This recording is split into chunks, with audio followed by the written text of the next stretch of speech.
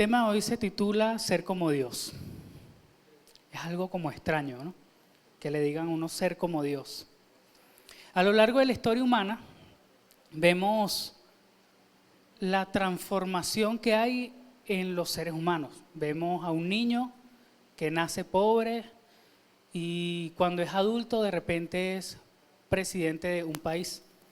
Podemos ver también, o hemos visto, a gente que pide plata en la calle para sostenerse, pero de repente en unos cuantos años son millonarios.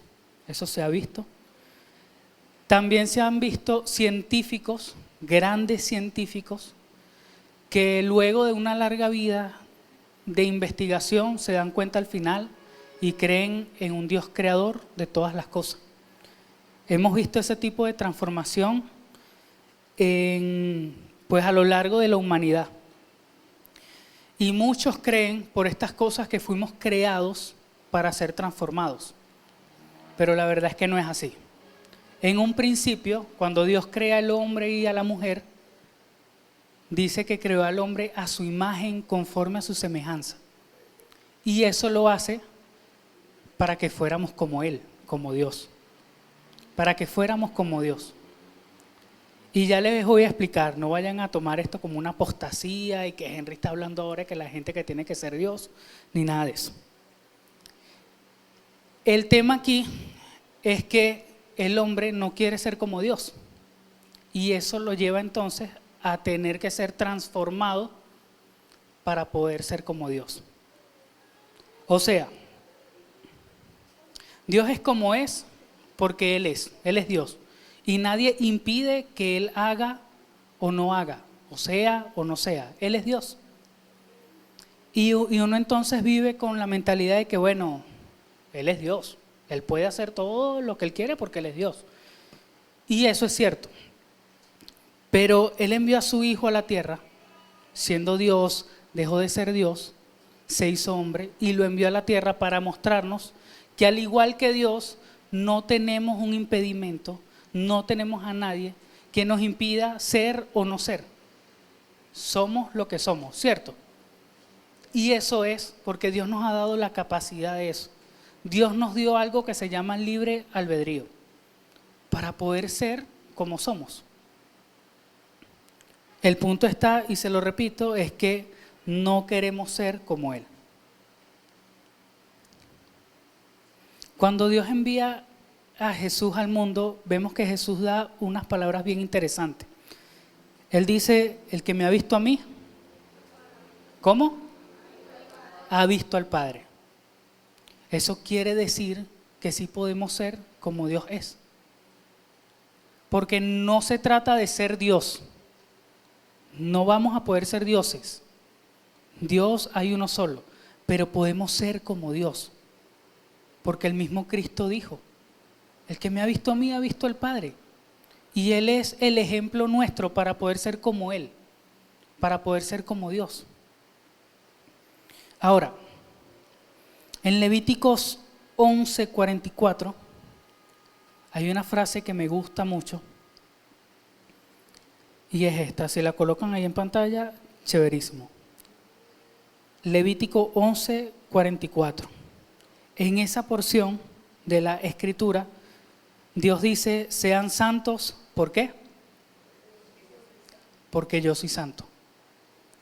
En Dios no hay casualidades y Dios tiene un propósito para cada una de las cosas y para cada una de sus palabras. Si Dios da un porqué, es porque ese es el porqué, esa es la razón. Dios dijo, sean santos, ¿por qué? Porque yo soy santo. O sea, Dios no quiere que seamos como Él. La realidad de esto es que Dios quiere que seamos como Él. Ahora, Henry, es que te sales del contexto. Sí, ciertamente en el contexto Dios les habla acerca de ciertas cosas que debían hacer, como en este caso los alimentos que debían de comer o dejar de comer porque eran puros o impuros. Pero en este caso Dios les da acciones para que puedan llegar a tener intenciones de ser santos. Porque por nuestras propias fuerzas no vamos a poder ser santos. Entonces Dios a su pueblo en ese momento, como su pueblo no contaba con el Espíritu Santo, así como cuenta su pueblo hoy. ¿Quién tiene aquí el Espíritu Santo? Como hoy contamos con el Espíritu Santo, Dios espera eso, pero ahorita, pues en este momento, cuando Dios le dice sean santos porque yo soy santo, Dios no esperaba algo más que tengan las intenciones de ser apartados para mí. Eso es lo que Dios quería en su pueblo, que su pueblo fuera apartado para Él. Y esa era la parte más práctica en cuanto a la transformación de su pueblo. Por eso no lo saco del contexto, porque realmente Dios aquí da un porqué, y el porqué es porque Él es santo. Sean santos porque yo soy santo. Ahora, esto mismo vemos en David. David tenía un corazón conforme al corazón de Dios, pero Dios da un porqué en eso, porque Él hace todo lo que le pido. Y todo lo que pedía a Dios era: sé como yo, haz todas estas cosas para que tengas las intenciones de ser apartado para mí. Y eso no está lejos de ser como Dios, porque Cristo, ¿qué fue? Santo, apartado. Si ven que nada choca aquí, no es que seamos dioses, o no es que queramos el lugar de Dios. Dios tiene su autoridad, Él es Rey de reyes y Señor de señores. Pero podemos ser como Él porque Él no nos habla de autoridad, Él nos habla de esencia. Dios nos hizo con su esencia, a su imagen, conforme a su semejanza, para que fuésemos como Él en esencia. Él es Dios sobre todas las cosas. En la primera carta de Juan, en el capítulo 2, versículo 6, exactamente, dice Juan algo bien interesante. Él dice: el que dice que permanece en Él debe andar como Él anduvo. El que dice que permanece en Él debe andar como Él anduvo. La fe sin obras es muerta. O sea, esto nos deja claro que el fruto de andar con Él es permanecer en Él. Pero ¿esto qué es lo que causa? Que seamos como Él. Porque fue lo mismo que le pasó a Pedro. Yo no sé si muchos pueden acordarse en el momento en que Pedro niega 3 veces a Jesús. La gente lo reconoció, ¿por qué? Por su forma de hablar, por su forma de caminar, porque se parecía a ellos. Mira, este es como uno de ellos. Y él tuvo que negarlo. Pero era porque andaba con Jesús. Eso es lo que Él quiere, que tengamos su esencia. Estos son los motivos de la transformación. Desde un principio no fuimos hechos para ser transformados, porque Dios quería que fuéramos como Él. El punto es que como no queríamos ser como Él, nos dejamos engañar por mentiras del enemigo. Entonces empezamos a creerle una serpiente, y luego entonces vino la desobediencia directa de Dios, porque Dios dio una orden directa al hombre: no comerás de este fruto.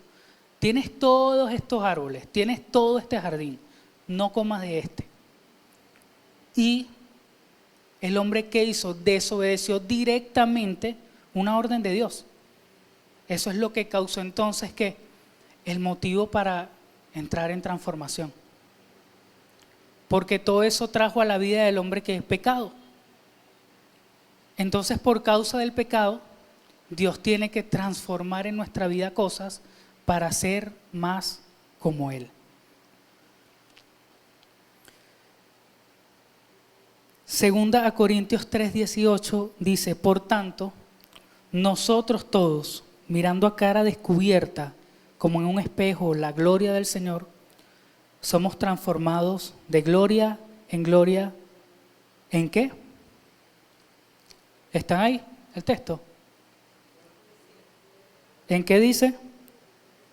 De gloria en gloria, ¿en qué?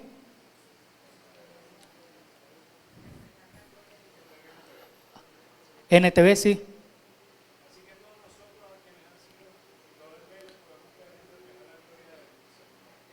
Ok, esto está en NTV. Ponla en Reina Valera. Por favor, para que... Ajá. Por tanto, nosotros todos mirando a cara descubierta como en un espejo la gloria del Señor, somos transformados de gloria en gloria. ¿En qué? En la misma imagen como por el Espíritu del Señor.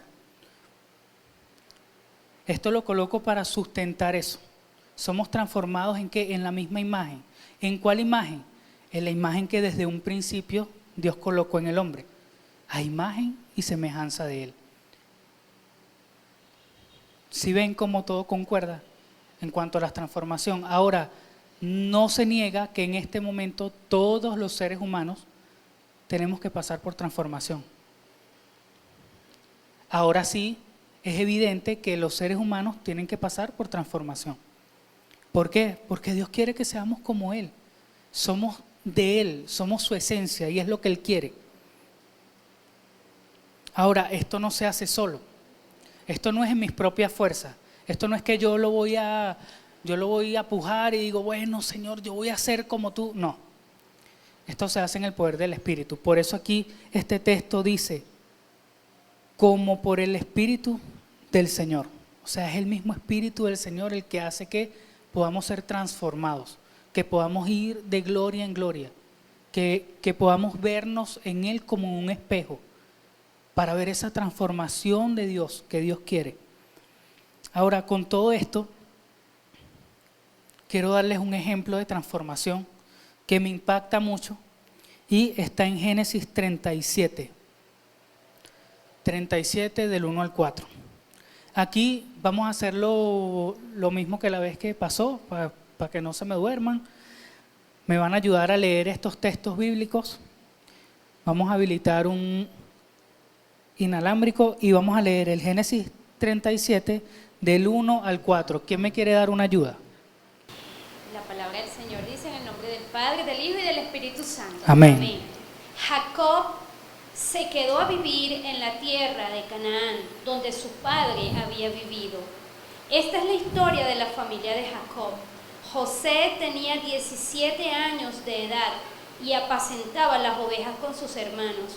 El joven José estaba con los hijos de Bilhá y con los hijos de Silpa, las mujeres de su padre, y José formaba a su padre de la mala fama de ellos.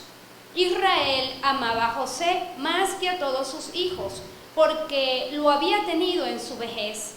Por eso le hizo una túnica de diversos colores. Al ver sus hermanos que su padre lo amaba más que a todos ellos, lo odiaban y no podían hablarle de manera pacífica. Gracias. Ok, esta es la historia de José. Creo que muchos ya conocen esta historia y es larguita, así que vamos a ir como que yendo a partes específicas de la historia de José para ver la transformación.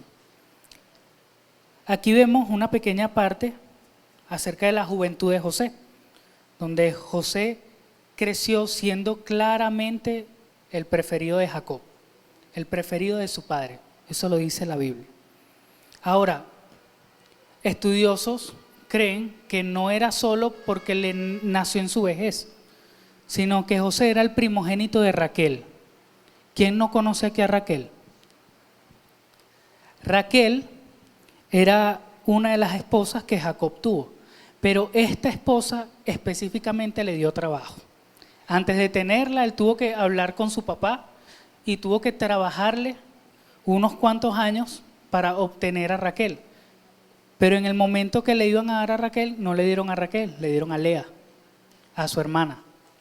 Luego que le dan a Lea, tuvo que trabajar doble para tener a quién, a Raquel, a la que él quería. Y lo hizo, él dijo, no, yo tengo que tener a Raquel. Y la tuvo. Por eso es que se cree que José también era el preferido de Jacob, porque era el primogénito de Raquel, de su amada esposa preferida. Era la preferida, era la que él quería.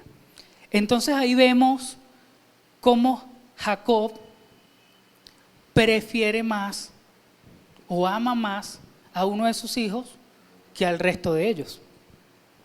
Esto no implica que no los amara, pero sí queda claro que José era el preferido de Jacob. Ahora, Jacob le hace una túnica a José, una túnica de colores, algo especial, porque José era su preferido, pero la Biblia dice que esto causaba odio en los hermanos de él.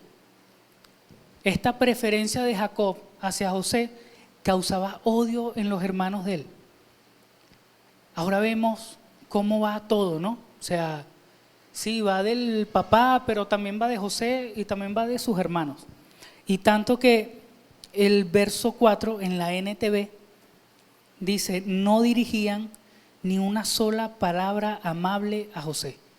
Ni una sola palabra amable a José. Vivían en constante odio hacia José. Ahora, vamos a continuar del verso 5 al 11. ¿Quién me quiere ayudar del verso 5 al 11? Esta está en NTV. Ok. Una noche José tuvo un sueño y cuando se lo contó a sus hermanos, lo odiaron más que nunca. Escuchen este sueño, les dijo. Resulta que estaba en el campo atando gavillas de grano. De repente mi gavilla se levantó y las gavillas de ustedes se juntaron alrededor de la mía y se inclinaron ante ella. Sus hermanos respondieron, ¿así que crees que serás nuestro rey? No es verdad. ¿De veras piensas que reinarás sobre nosotros? Así que lo odiaron aún más debido a sus sueños y la forma en lo que les contaba. Al poco tiempo José tuvo otro sueño y de nuevo se lo contó a sus hermanos. Escuchen, tuve otro sueño, les dijo. El sol, la luna y 11 estrellas se inclinaban ante mí. Este les contó el sueño a sus padres, además de a sus hermanos, pero sus padres le respondieron, ¿qué clase de sueño es ese? Le preguntó, ¿acaso tu madre, tus hermanos y yo llegaremos a postrarnos delante de ti? Sin embargo, mientras los hermanos de José tenían celos de él, sus padres esperaban intrigados por el significado de los sueños. En este punto, José tiene sueños extraños. Para su época era extraño que tuvieras un sueño en donde tus hermanos mayores se inclinaran ante ti. Aún donde tu papá y tu mamá se inclinen ante ti. Eso era un sueño extraño en ese momento. Era algo fuera de lo común. Pero mientras que a sus hermanos le generaba celos y odio, el sueño y la forma en que lo contaba, a su papá le generó intriga. O sea, ¿de verdad tú soñaste que tu mamá y yo nos vamos a inclinar ante ti? Pero le generó intriga, dijo, vamos a buscar del Señor a ver qué dice, porque es como extraño. Pero la realidad es que eso pasaba. Ahora, quiero adelantarme un poco porque esta historia es larga. Esta historia tiene el capítulo 37, luego salta el 39, 40, 41 y creo que termina en el 42. Pero vamos a saltar partes para ir al punto clave, ¿sí? Voy a adelantarme un poco a los hechos, porque luego de esto, entonces sus hermanos maquinan entre ellos la muerte de José. Pero uno de ellos, Rubén, les dice, mira, no vamos a poner mano sobre nuestro hermano. Vamos a lanzarnos aquí en este hueco y que se quede ahí y que vea él ya cómo sale. Pero de repente ven a unos ismaelitas pasar, entrando en el contexto de los ismaelitas son del pueblo de Ismael, eso es otra historia, que luego se las contaré. Pero el punto esta es que los ismaelitas eran mercaderes, era gente que compraba y vendía. Ven a estos hombres y dicen, vamos a vender a José, vamos a venderlo como un esclavo. Y lo venden. Y en el momento en que lo venden, empieza el proceso de transformación. Y quiero que se den cuenta de algo, porque el proceso de transformación en un hombre no es solo en ese hombre, es en la familia entera. Y eso es lo que vamos a ver aquí, no es la transformación de José solamente, es en la familia. En Génesis 39, del 1 al 6, este sí lo leo yo, dice, cuando los mercaderes ismaelitas llevaron a José a Egipto, lo vendieron a Potifar, un oficial egipcio. Potifar era capitán de la guardia del faraón, rey de Egipto. El Señor estaba con José. Por eso tenía éxito en todo mientras servía en la casa de su amo egipcio. Potifar lo notó y se dio cuenta de que el Señor estaba con José y le daba éxito en todo lo que hacía. Eso agradó a Potifar, quien pronto nombró a José su asistente personal. Lo puso a cargo de toda su casa y de todas sus posesiones. Desde el día en que José quedó encargado de la casa y de las propiedades de su amo, el Señor comenzó a bendecir la casa de Potifar por causa de José. Todos los asuntos de la casa marcharon bien y las cosechas y los animales prosperaron, pues Potifar le dio a José total y completa responsabilidad administrativa sobre todas sus posesiones. Con José a cargo, Potifar no se preocupaba por nada, excepto que iba a comer. José era un joven muy apuesto y bien fornido. Es impresionante cómo empieza el versículo 2 aquí, porque dice, el Señor estaba con José. El Señor está. Y eso me muestra a mí que cuando el Señor está, hay éxito. Hay éxito. Ahora, José pasa de ser el consentido de papá al consentido de Potifar. Si ven cómo todo va agarrando forma. Pasa de ser el consentido de papá al consentido de Potifar. Pero esto no era solo por su causa. Aquí dice, y Dios estaba con él, por eso tenía éxito. Porque Dios estaba con él. Y lo más impresionante es que el verso 6 dice que José era un joven apuesto y fornido. Pero esto es como una continuación. Esto fue un corte allí. Porque cuando escriben esto, siguen con la historia que todo el mundo ya conoce, que era la mujer de Potifar, ¿cierto? Todo el mundo ya conoce esa historia, la mujer de Potifar con el joven. Sí, ¿verdad? Bueno, esta historia habla que esta mujer le montó el ojo al niño hermoso y fornido, al joven. Le montó tanto el ojo que eso no fue un día. La Biblia puede que lo cuente así como si fuese un día, pero eso no fue un día. Eso fue constante. Ella empezaba a buscar a este joven y ven conmigo a mi cama y ven conmigo a mi cama, y él se negaba porque él dijo, mira, yo no me voy a meter en tu cama porque mi Señor me dejó a cargo de sus pertenencias, no de ti. Me dejó a cargo de sus pertenencias. Y si yo me meto contigo, estaría en contra de mi Dios.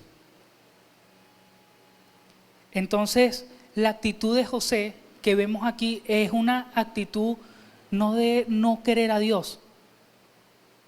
Siendo esclavo, habiendo sido rechazado por sus hermanos, vemos que José no se enfurece con Dios, sino más bien deja que Él llegue, que Él esté. José dejaba que Dios estuviera.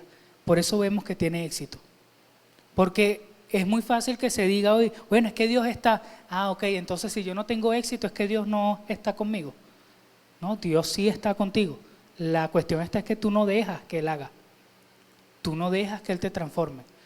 Este hombre era esclavo, entiéndase bien, era esclavo en un país lejano, en un país idólatra, en un mundo que más o menos él conocía porque fue instruido por su papá en esto, pero era esclavo.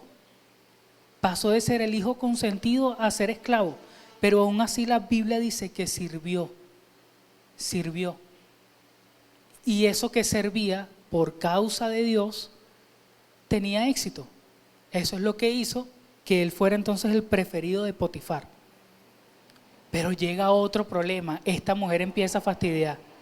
Empieza a fastidiar hasta el punto que lo meten preso.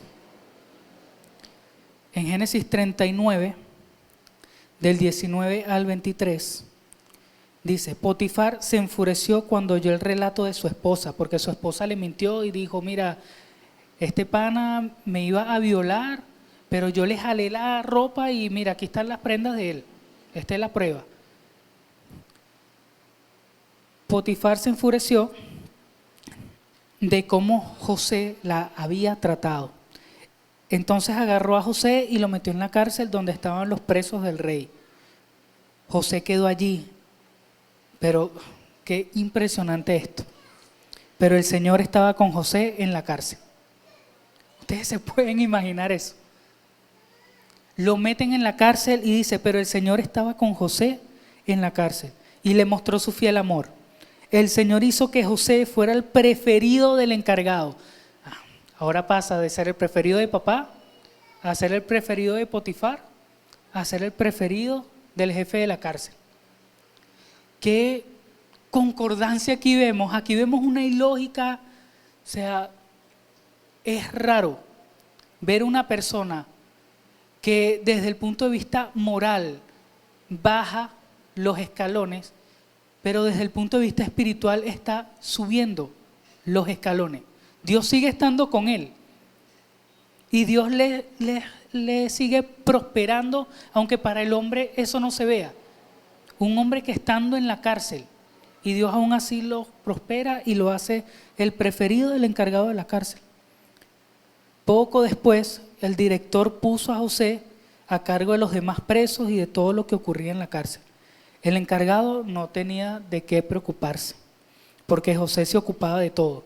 El Señor estaba con él y lo hacía prosperar en todo. Dios seguía estando con José y José seguía dejando que Dios obrara en su vida.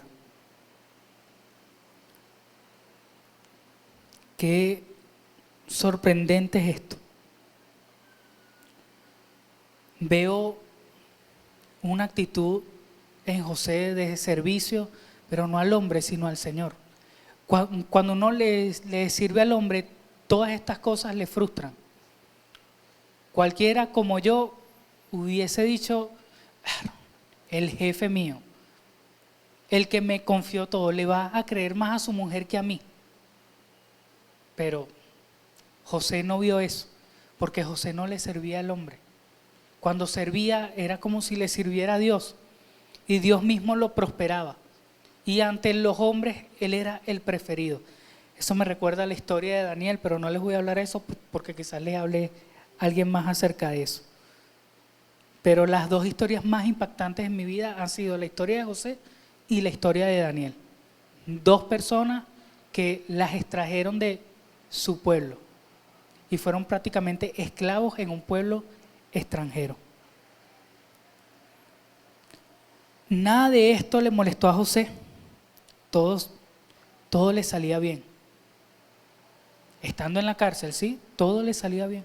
Nada de esto le molestó a José.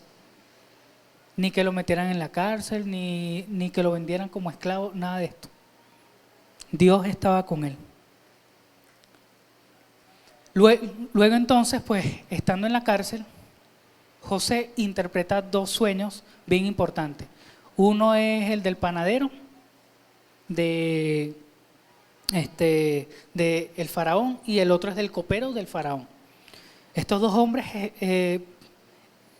estuvieron en la cárcel. Les cuentan sus sueños y él le interpreta a cada uno el sueño. Al panadero lo iban a matar. Al copero lo iban a restituir. Y lo más interesante es que esos sueños se cumplen. Y José le dice al copero, acuérdate de mí cuando estés con el faraón. Cuéntale de mí. Este copero cuando llega con el faraón se le olvidó todo en 2 años. 2 años no se acordó absolutamente de José. Ahora vamos a Génesis 41, del 37 al 40. Ven que es bastante, es full. O sea, esta vida de José lleva full capítulos. 41 del 37 al 40. Dice, las sugerencias de José fueron bien recibidas por el faraón. Ok, aquí les explico el contexto antes de leer esta parte. luego de 2 años, el faraón tiene sueños, pero nadie se los interpreta. Y él busca a alguien a quien se los interprete, y es ahí en donde el copero se acuerda que José, un amigo de él en la cárcel, le interpretó unos sueños. Entonces se lo cuenta a Faraón. Faraón manda a traer a José. José le interpreta el sueño y de paso le da una sugerencia. Porque ¿qué vemos en José? Que Dios lo prosperaba administrativamente. Él era un buen administrador y Dios lo prosperaba en eso. Por eso le daban casa, por eso le daban todo. Mira, ten tú todo, ten tú la cárcel, que tú sabes de eso. Entonces, entramos aquí en el contexto y dice que las sugerencias de José fueron bien recibidas por Faraón y sus funcionarios. Entonces el Faraón preguntó a sus funcionarios: ¿acaso encontraremos a alguien como este hombre, tan claramente lleno del Espíritu de Dios? Así que el Faraón dijo a José: como Dios te ha revelado el significado de los sueños a ti, es obvio que no hay nadie más sabio e inteligente que tú. Quedarás a cargo de mi palacio y toda mi gente recibirá órdenes de ti. Solo yo, sentado en mi trono, tendré un rango superior al tuyo. Patrones, nuevamente el consentido. Otra vez José como consentido. ¿El consentido ahora de quién? Del faraón. Qué impresionante esto. Pero me viene una pregunta. ¿Qué es lo que Dios quiere entonces con José? ¿Cuál es el propósito de José? ¿Que sea el consentido de todos? Hay algo allí que Dios quiere con este hombre. Y en Génesis 42, vamos al siguiente capítulo, 42, desde el verso 1 al 24, vamos otra vez a hacer la dinámica del micrófono. ¿Quién me quiere aquí ayudar para que no se duerma? A ver, ¿quién? Esther. El 42, del 21 al 24. Ok, dice, del 21 al 24. Del 21 al 24. Ok, pero se decían el uno al otro: realmente hemos pecado contra nuestro hermano, pues lo vimos angustiarse y rogarnos, y no le hicimos caso, por eso nos ha sobrevenido esta angustia. Rubén les respondió y dijo: ¿acaso no les decía yo que no pecaran contra el niño? Pero ustedes no me hicieron caso, y ahora también se nos demanda su sangre. Pero ellos no sabían que José los entendía, porque entre ellos había un intérprete. Y José se apartó de ellos y lloró. Después volvió a hablar con ellos, y de entre ellos tomó a Simeón, y ante sus ojos lo aprisionó. Ok, eso fue hasta el 24, ¿verdad? Sí. Aquí en el contexto es bien largo. Eso es una locura entre José y los hermanos, porque los sueños del faraón era que iban a haber algunos años de riqueza, pero luego iban a haber algunos años de pobreza extrema. Y José, como buen administrador, le recomendó al faraón que en los tiempos de riqueza guardaran parte del grano, para que luego en los tiempos de pobreza pudieran tener para sustentarse en esos tiempos. El punto está en que en el tiempo de pobreza era tan dura la cosa que los hermanos de José tuvieron que viajar de Canaán a Egipto para poder buscar comida, porque no tenían ni de su siembra ni del ganado, ya no tenían nada. Lo más interesante es que estos hombres, muy cínicos, se fueron con la plata con la que vendieron a José para comprar eso. Ahora, claro, esto no es lo más importante, esto no es lo más... pero ¿qué es lo que pasa en esto? Que entonces empieza una lucha en el corazón de José al ver a sus hermanos. Cuando ve que vienen sus hermanos, como José era el administrador de todas esas cosas, él dice: no, estos vienen a espiar, estos son unos espías. Pero como para darle más fuerza a la cosa. No, a estos no me den nada, porque estos son unos espías. Ellos no le reconocieron a José. Entonces, no, faraón, que perdón y tal. Y bueno, pero ¿qué tienen entonces? Bueno, es que tenemos una familia ya y tal, y tenemos un hermano menor que cuida de mi papá. Un hermano menor. Ok, él viendo a sus 10 hermanos ahí, él dijo, estos como que mienten. Entonces lo mandó a buscar. Dijo, bueno, yo voy a tener presos aquí algunos y manden a uno a que busque al menor, a ver si es verdad, porque no les creo.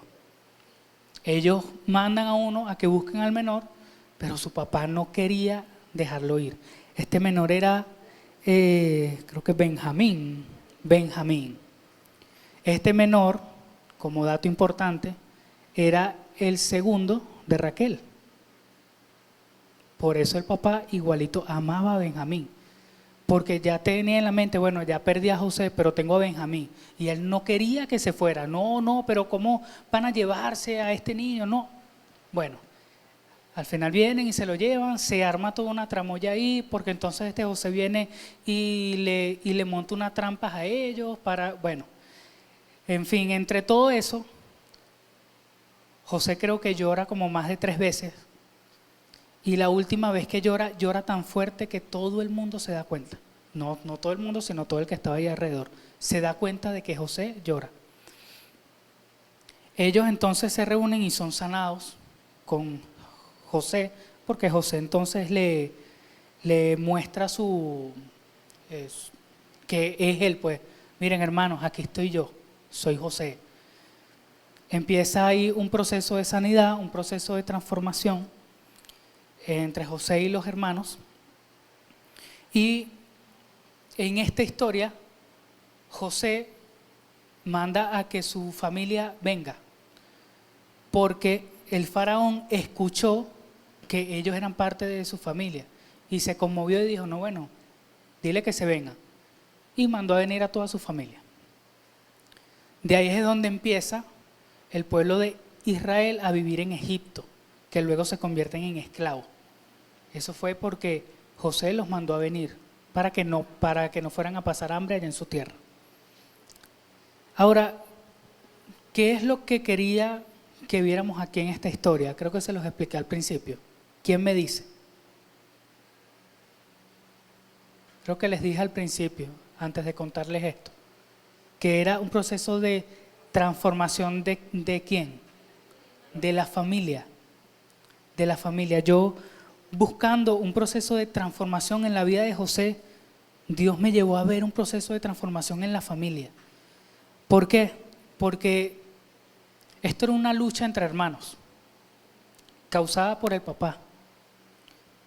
Pero esta lucha entre hermanos, como les comentaba en la prédica anterior, es una lucha que viene desde Caín y Abel. Y pasa por Isaac e Ismael, Jacob, Esaú. E incluso llega a José y a sus 10 hermanos, a sus 11 hermanos. Dios no quería transformar solamente la vida de José. Dios quería transformar a José y sus hermanos. Pero no era con el fin de que fueran transformados y ya. Era con el fin de que esos 2 hermanos que se peleaban ahora se convirtieran en toda una nación que se unía para adorar a un solo Dios. Eso es lo que Dios quería en ellos. Por eso pasan todas estas cosas. Y uno a veces cuando mira su vida, uno dice, pero Dios la tiene agarrada conmigo. Oye, ya vale, déjame tranquilo. A mí me pasa. Espero no ser el único que me pasa en estos días. Pero a mí me pasa, o sea, pasan cosas y pasan cosas. Bueno, Señor, ¿hasta cuándo? Sabes que yo te amo, pero cónchale, bájale 2, por favor. Y es duro de verdad, porque las transformaciones o las obras que Dios hace no son para ciertas personas, son para una familia. Cuando te das cuenta que estás siendo transformado, tienes que entender que no eres solo tú, es también tu familia, es también tus hermanos. Si tienes hijos, son también tus hijos. Si tienes padres, son también tus padres, no eres tú solo. Y uno cuando es transformado, entonces cree que es el último que queda. Bueno, Señor, solo yo he quedado. No, aquí hay más gente. Aquí hay más gente. No eres el único aquí en el mundo. Estás siendo transformado, sí, porque quiero que seas como yo. Pero no eres el único. También está siendo transformada tu familia. Y quiero que entiendas eso, porque los planes de Dios son de bien y no de mal.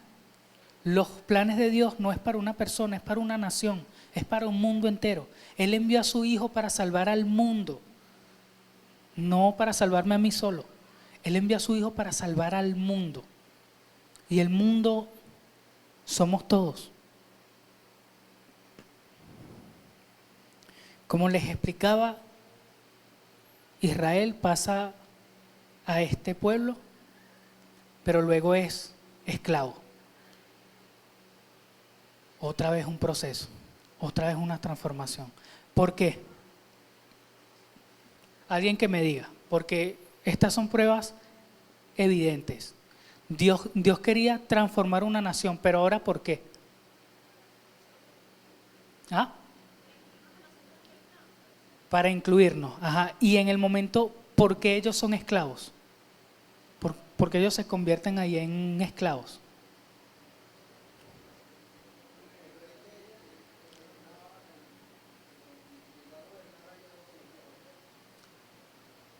Ok, luego de la muerte de José, ya el que queda allí ya no conoce más a este hombre, pero hay algo que pasa en el pueblo de Israel.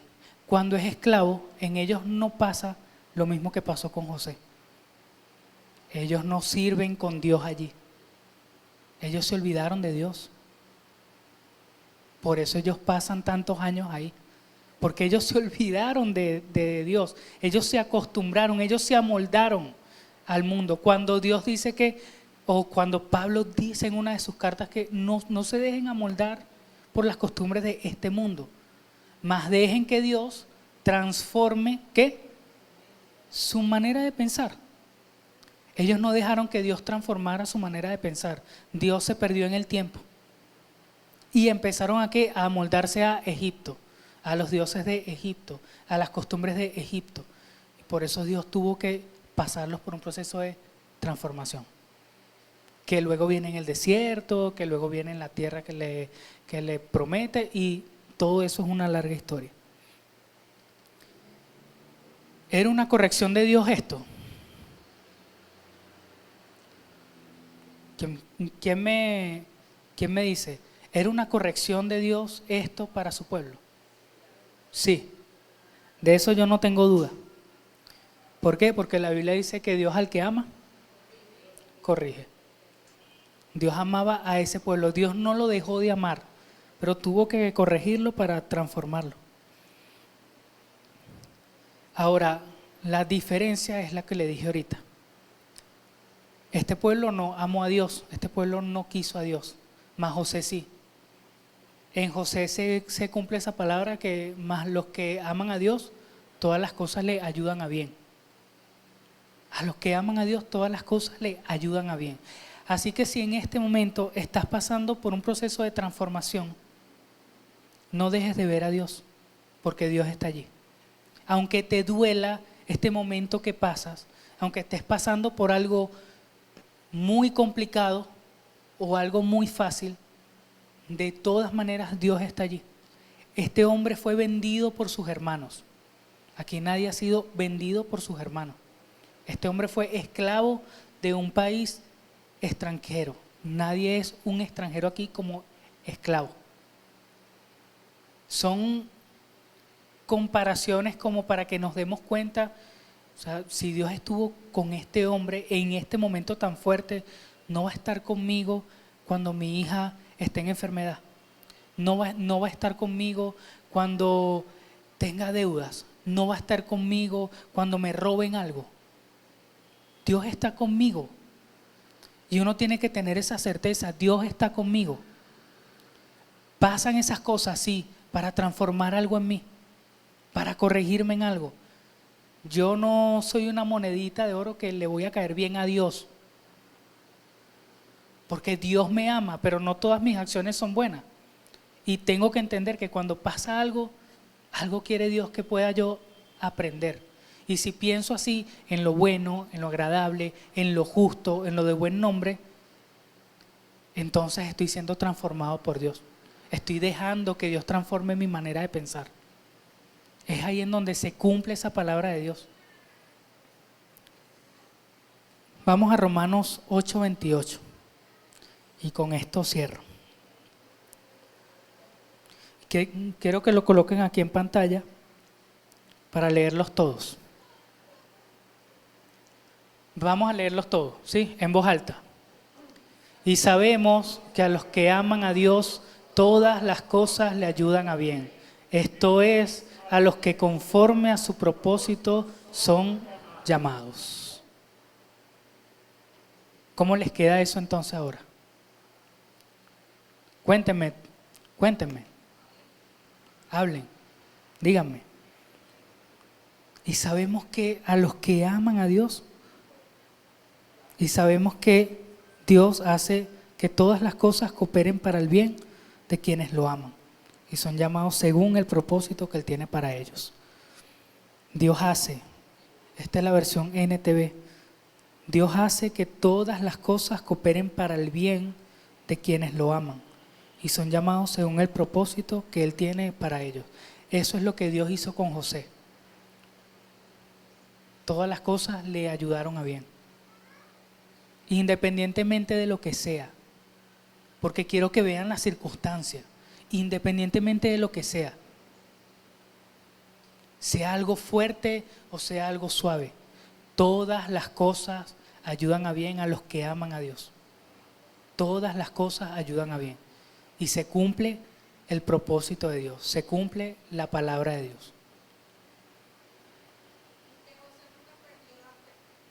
José no perdió la fe. ¿Y qué es lo que nos da esa señal de que José no pierde esa fe? Cuando José le responde a la mujer de Potifar, yo no voy a hacer eso porque eso no le agrada a mi Dios. Eso no le agrada a mi Dios. Es una señal de que José sabía que Dios estaba con él. ¿Quién sabe aquí que Dios está con usted? Pocos. ¿Quién sabe que Dios está contigo? Dios está contigo, Dios está conmigo. Independientemente de las circunstancias, Dios está conmigo. Quiero que se ponga de pie, por favor.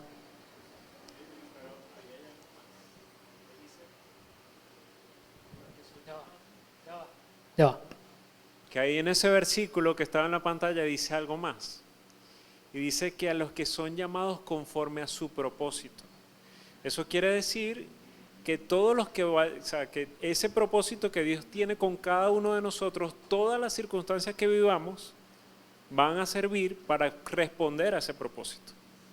Sean buenas, malas, chéveres, difíciles, pero dice, y sabemos que Dios hace que todas las cosas cooperen para el bien de los que lo aman, pero ese bien es para responder al propósito que Él ya tiene. O sea, y según lo que tú nos estás enseñando, es que ese propósito es que nosotros vayamos a la esencia como éramos en un principio, que es creados a su imagen y semejanza.